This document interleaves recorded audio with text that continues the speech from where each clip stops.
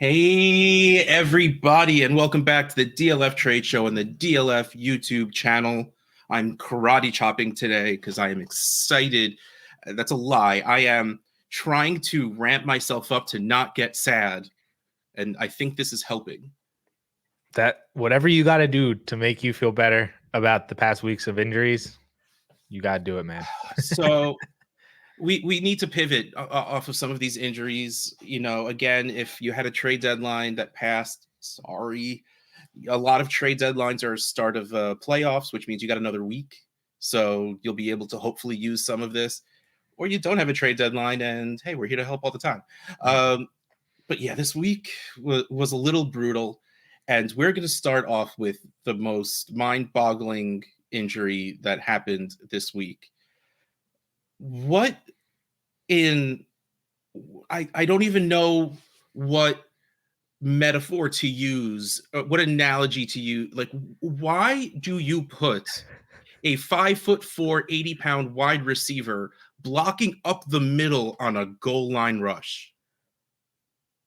Why do you put Tank Dell in that situation? Of course, it was completely random that, his leg got landed on and it broke his fibula. But, like, why is he in that situation? Why is he doing that?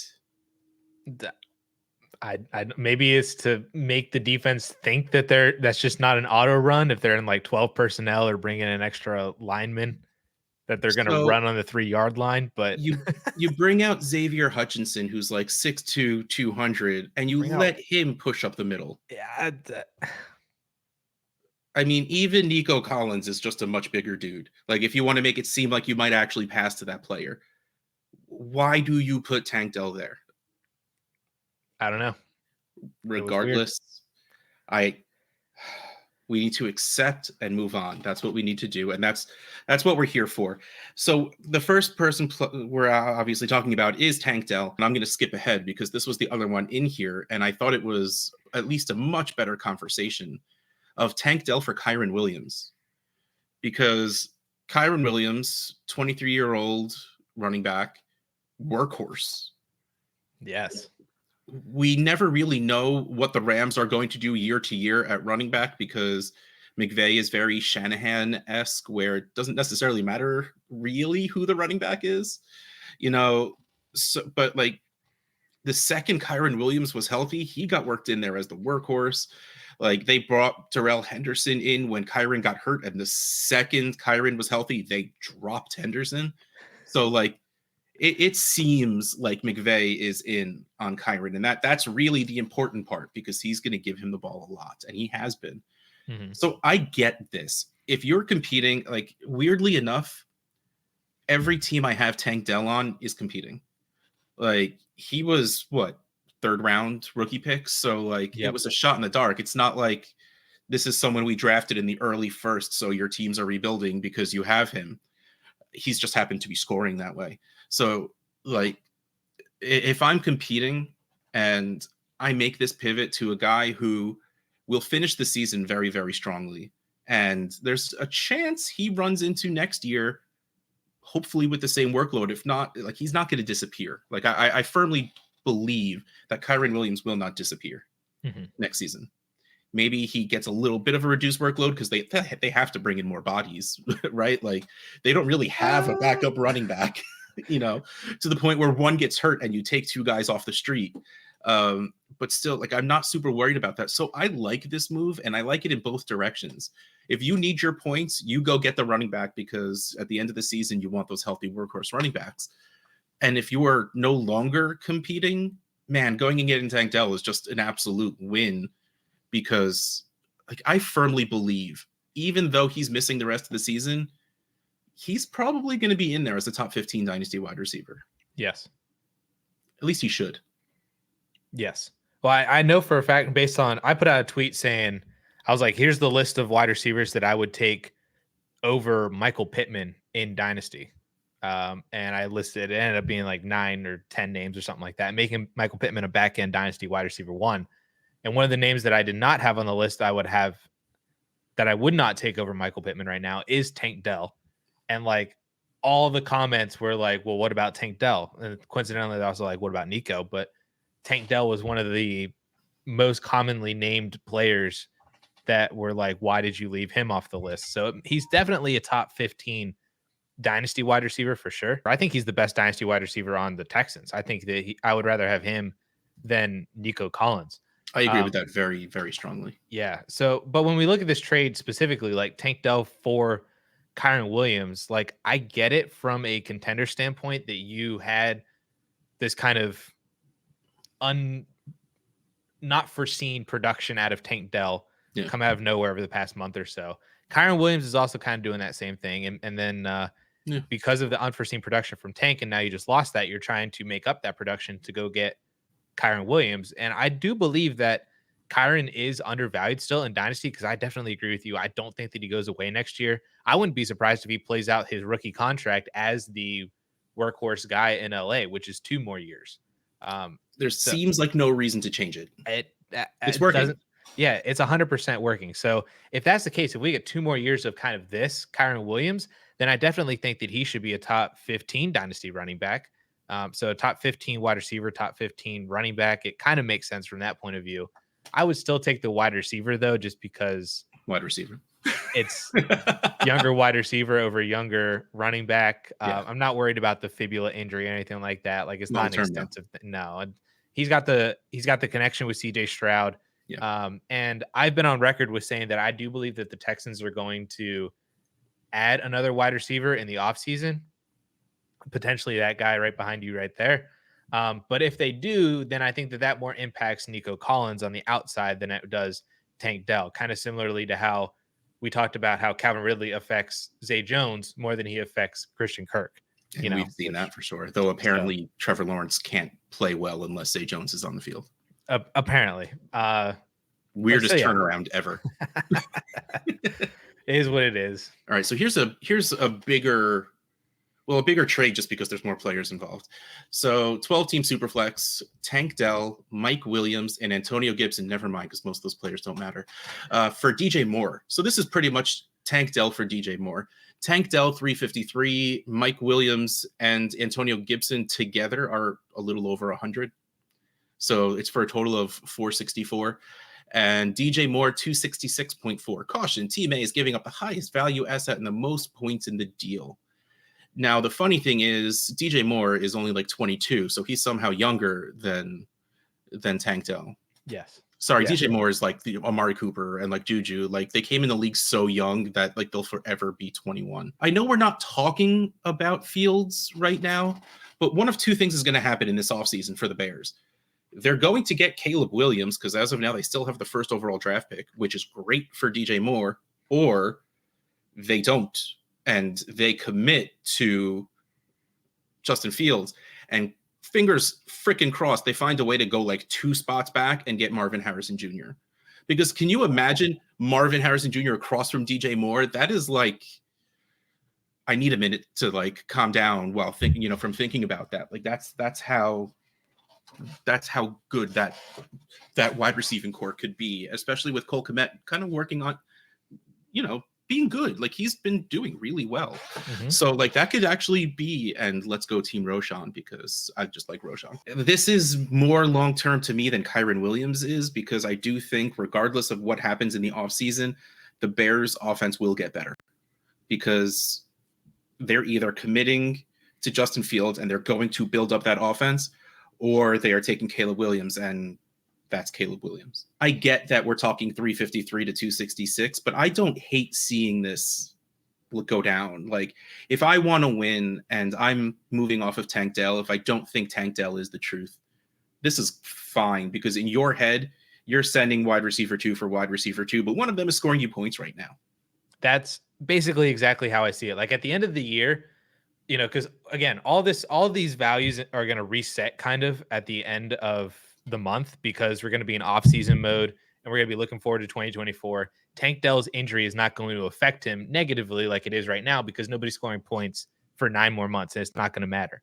So because of that, I would do this deal if you are competing and you want DJ Moore's production, because he's going to give you the production right now. And if we fast forward 3 months and Tank Dell is the wide receiver 14 and DJ Moore is the wide receiver 17 in dynasty value, that's basically a wash. That does not matter whatsoever. But you got DJ Moore for the points now, and hopefully continue on to win a championship. That makes it worth it. I think Mike Williams and Antonio Gibson were added. This is basically like whoever traded away DJ Moore was out of contention. And so they were looking forward to 2024. They're like, all right, give me Tank Dell, who's not scoring any points. Give me Mike Williams, who is hurt right now, not scoring any points. Also possibly could be cut. Maybe his situation gets better next year. Maybe it does. It's like hopefully something improves for him so I can trade him next year kind of thing. Exactly. And then Gibson is a free agent next year too. So it's kind of like maybe his value increases if he signs somewhere else and doesn't stay in Washington. So this is, to me, this is a perfect rebuild versus competing trade. And I would take whichever side is the direction that fits your team. Okay, so this next one doesn't make me want to cry nearly as much as I thought it was going to. So I did not watch the Monday night game. Neither did I. And I got like 4 text messages at once. Oh no, Trevor Lawrence. I mean, I think we need to check on the health of the guy who was supposed to be driving the cart. Why he didn't come out and is he okay? Like, why did they make this man hobble off the field like that? Whatever. So yeah, Trevor Lawrence's leg starts to bend the wrong way. His ankle got stepped on, and that looked like things could have torn. But as of now, he has a high ankle sprain, is considered week to week, and is not ruled out for this weekend. To which I say, you let that man rest. I say, give him a week. To that. Give him a week. I get it. They're in a little bit of a precarious position, like playoff wise. Like they're ahead of their division right now, but Indianapolis is only 1 game behind. I say you got, if you're gonna make a playoff run, you got to let Trevor Lawrence rest. Exactly. That's the long game. Like you risk him missing the rest of the season and having a much bigger issue, or you just risk him not being close to 100%. Like CJ Beathard has always been fine. I think that's still their backup, right? Yes. So like I am absolutely on board with let Trevor Lawrence rest at least 1 week. So let's talk about 12-team Superflex. Trevor Lawrence for Jordan Love and Kyren Williams. And speaking of another quarterback who's kind of putting it together right now, I mean, Jordan Love has been a little bit of a roller coaster, but it's been like 4 games that he's been doing really well. Yeah. And I mean, we already talked about Kyren Williams, but the analyzer thinks very low of this. Trevor Lawrence 725, Jordan Love 256, and Kyren Williams 142 for a total of 398. I don't think it's that far apart.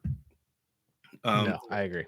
I do think Trevor Lawrence is dropping in a lot of people's rankings, regardless of how the past 3 games went. I do think Jordan Love is solidifying himself in that top 15-ish range pretty easily. Things might change once the new rookies come in, because there's again going to be a lot of them, and at least 2 to 3 that are going to get drafted very early. So that might push them in front of him. But again, if you're part of that group that's dropping Trevor Lawrence also, you might have them somewhat close together. So like that's what makes me think this trade is actually closer than the analyzer says. That being said, this is a little short-sighted for me. Like, I want Trevor Lawrence longer term than I do want Jordan Love, though I do think Jordan Love easily has the job next year. Like, this is one I probably feel good about right now in the fact that it might help me win this year, but I think the offseason hits and I'm just like, oh, I used to have Trevor Lawrence. Right. That's basically how I view it. And which maybe we both need to like recalibrate how like expectations for Jordan Love. And we both said that if Kyren Williams is playing for the next 2 years under his rookie contract as Kyren Williams, like that's not, that makes him undervalued. And maybe that means that we are also undervaluing Love and Kyren. But I do agree with you. Like, I know that the point of Dynasty is to have like points and stuff, but like the sexiness of having Trevor Lawrence is a lot nicer, I feel like. If Trevor Lawrence misses 1 week and comes back 2 weeks now completely healthy, I'm sad I lost Trevor Lawrence on this. If he misses the rest of the season, I feel better about Love and Kyren, but still probably see what I can do to get Trevor Lawrence back after the season ends. So the next one is 12-team 2 quarterback, which changes a lot. because Superflex, you don't need to start 2 quarterbacks. 12 team 2 quarterbacks, everyone can't have 3, which means there are teams taking zeros, which is insane. Yeah. Yeah. So that really bolsters the value of quarterbacks, though it's exactly the same in the analyzer. So the trade we have is Trevor Lawrence and Jaden Reed for Amon-Ra St. Brown and Brandon Ayuk. Man, those are some really good wide receivers to go get, not going to lie. But Trevor Lawrence, 726, Jaden Reed, 119 for a total of 844. Amon-Ra, 693, Brandon Ayuk, 423 for a total of 1116. I don't get it. Okay, so yeah, you are doing the overpay. Well, according to the analyzer, let me say, you are doing the overpay to go get a quarterback, to go get the best player in this deal. I think 725. I don't think values in a 12-team Superflex and 12-team 2 quarterbacks should be the same. I guess maybe that's something I have to talk to DLF about. So I do think Trevor Lawrence is worth more than that. What? You have 2 quarterbacks that are past their bye. You pray for no injuries, and you get 2 really good scoring players. I mean, Brandon Ayuk should be scoring better than he is, but he's still pretty good. And so you're bolstering your team, probably riding with whatever quarterback and like Geno as your QB2. Like this is short-sighted. Like unless it's some ridiculous situation where they have 4 quarterbacks on their team, which would be a brilliant move because you're absolutely playing a brilliant game of keep away in a 2 quarterback league. But I find it hard to conceptualize a situation where you can send Trevor Lawrence and not get a quarterback back with that also. But if you survive this year and you win the championship and you're somehow not hurting for a quarterback next year, then that's fine. But that's a lot of ifs, like to make me okay with that. And again, don't get me, this is nothing against Amon-Ra or Brandon Ayuk. Like they are very good wide receivers to have on your fantasy team. But in a 2 quarterback and a 12 team, again, there are teams that will have to take zeros on bye weeks or injuries because there aren't 36 starting quarterbacks. So not every team can have a third. Well, I mean, based on this year, there's been like 50, but fair enough. Yeah. And also, ones that you'd want to start is also a very important distinction. Hey, I started Tim Boyle in a league last week because I needed to. Yeah, but how did that work for you? I won. Not because of the 5 points you got from Tim Boyle. I think I got 7. Thank you very much. Tim, I know you watch. I apologize. I did not mean to undersell. Yeah, I will say that, boy, if you're ever trading away a quarterback and getting 2 wide receivers and not getting a quarterback back, these are 2 of the wide receivers that I would love to go get, in my opinion, 2 dynasty wide receiver ones. Amon-Ra is a top 5 guy and Ayuk is borderline top 10. Like that is an insane duo of wide receivers to maybe add to whatever you already have right now. It does take a very specific team in a 2 quarterback league to be able to do this. And I do fear, like you said, how it could be short-sighted. Like I fear if the team that traded away Trevor Lawrence, if they're looking at their roster right now and they're like, all right, I have Kyler Murray and I have Jake Browning or Gardner Minshew as my QB2. And they're like, I'm just going to win it all this year and screw whatever happens after this year. To where that situation could be pretty rough in 2024 when you don't have another quarterback because Minshew and Browning then return to being backups. I do fear that could be something that's going on right here. But if you are a team that can afford to move Trevor Lawrence, if you already have 2 like starting quarterbacks, like actual starting quarterbacks in the NFL, then I'd be willing to make this move. So let's finish this up on a positive note. Please. At least what should be a positive note for this week. So Justin Jefferson should be back. Should be. I think he was activated last week for the bye week. He was activated. So he can start practicing, yeah. Yeah, so he should be back this week. Please. That's all we can do. That's all we can do right now. So I was very interested to see what was going on with him. 12-team Superflex, Justin Jefferson for a 25 first, a 24 late first, and Calvin Ridley. Justin Jefferson, 906. 25 first, 254. 24 late first, 219. Calvin Ridley, 189 for a total of 662.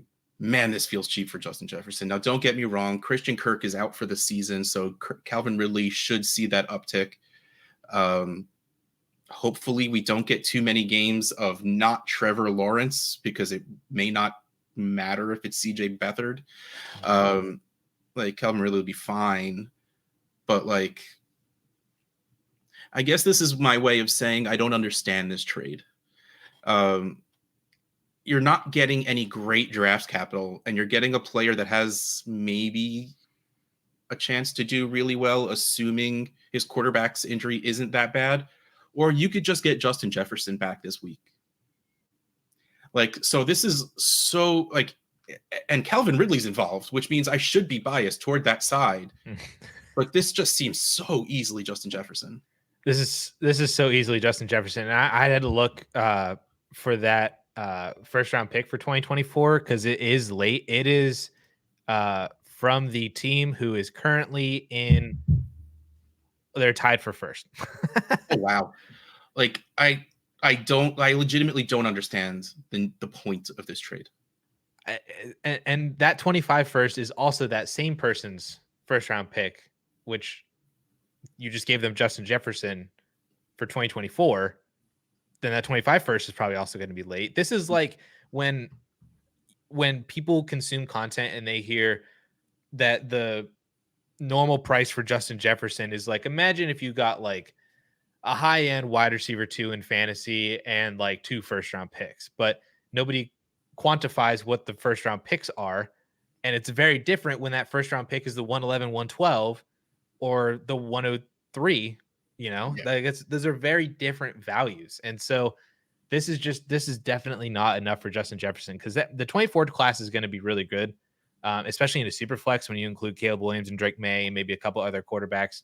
In that, there's at least 4 or 5 quarterbacks that are going in the first round of the NFL draft, I believe. And they'll probably be what I've been hearing. And they'll be first or early second round picks. So you throw them into where this kind of range of where that is, that's good. But it's like, it's still Justin Jefferson, and you're not getting a high enough quality of a rookie. Plus, you're taking on all the risk that rookie is actually good, that you didn't just draft, Quentin Johnston.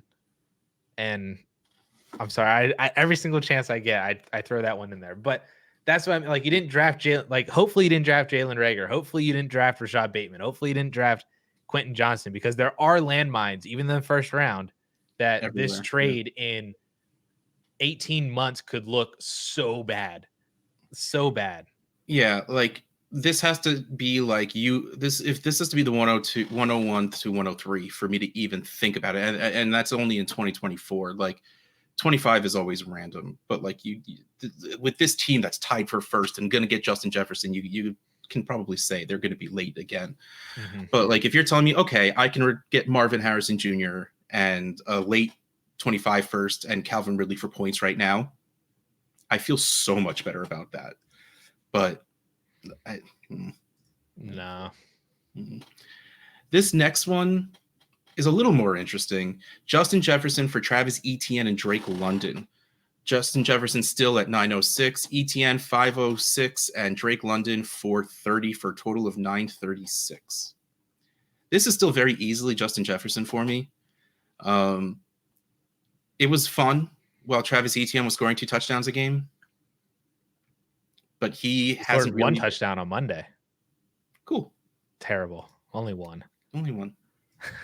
I like Etienne. Etienne, also due to his age and the fact that there aren't any stud running backs really coming in this year, is probably going to stay a top 5-6 running back. Yeah, for sure. I really like Drake London as a player. So much has to change for his dynasty and fantasy value to go up at all.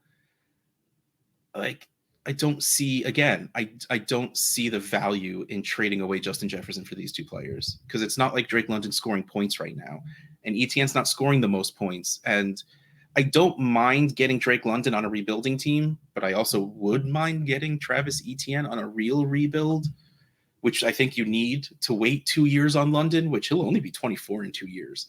So like I'm not worried about holding on to London until either he's gone or Arthur Smith is gone.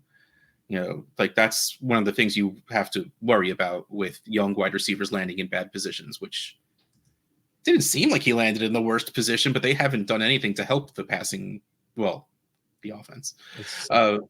Yeah. So again, this is so easily Justin Jefferson for me. I get it. He missed a lot of this season. Are we forgetting how easy the wide receiver one he is? Yes.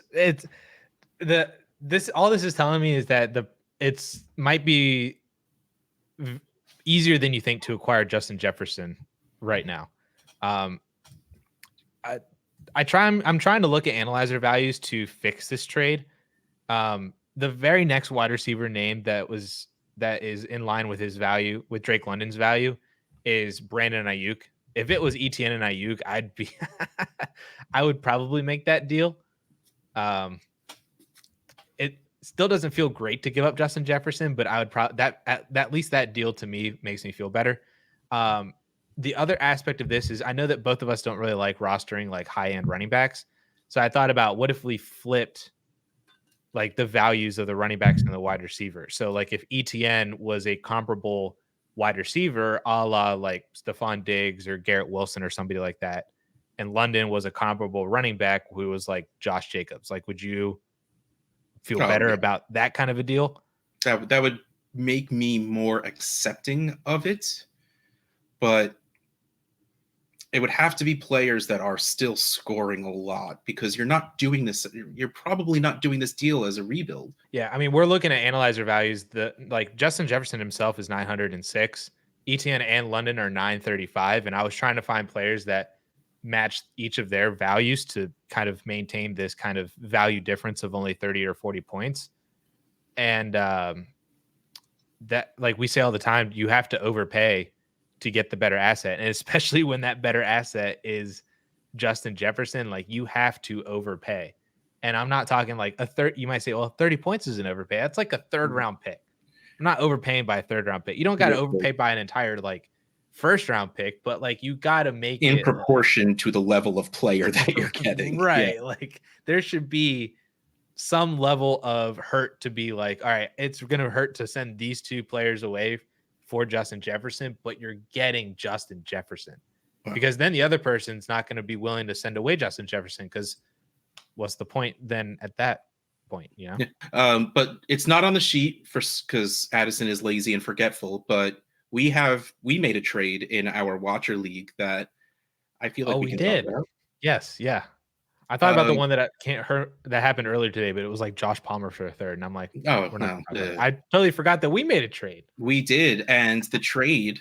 Okay. So let me write the situation out. Let me paint a picture for you.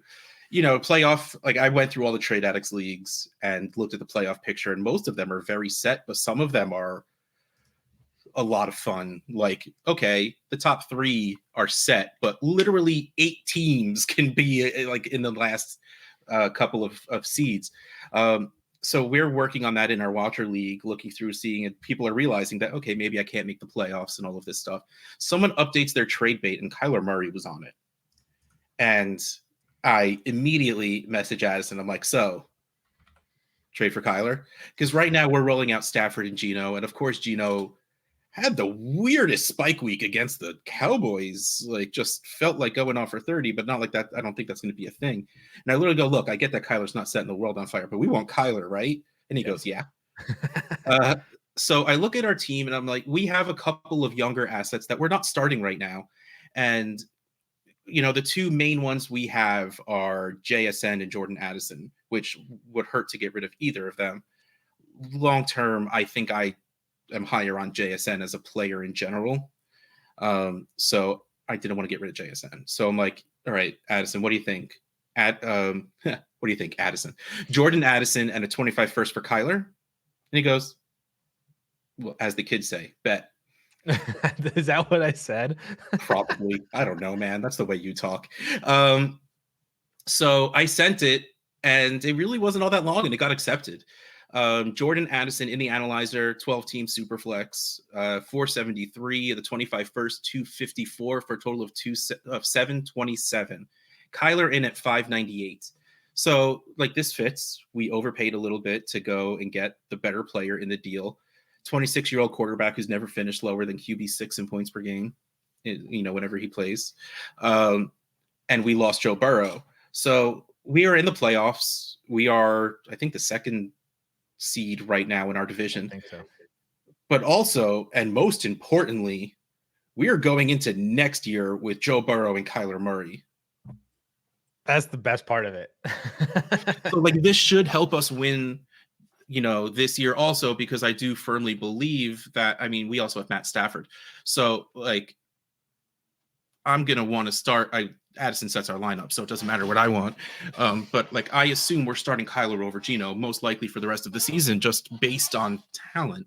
So I do believe it helps us the rest of the season. And just like going into next season, where we can probably trade one of Stafford or Geno away to someone whose quarterback hurt, and we go into the season with Burrow and Kyler as our starters, and we still have, like, our team is good. Dude, we have like 5 RB1s. I don't know how we. I don't know. Yeah, why do we have 5 running back? Like, why do we have good running Everybody back? else was drafting wide receivers, so we said, screw it, we'll go the opposite way. I mean, but we're still sitting here. We have Keenan Allen, Puka, Jaden Reed, JSN, and Jalen Waddle. Yep. Like as the core. And yeah, James Conner is probably going to age out into nothing. Derrick Henry is a little risky. Yeah. Josh Jacobs should still be fine. And we still have DeAndre Swift. Like, so, and who needs first round picks? Like, or tight ends.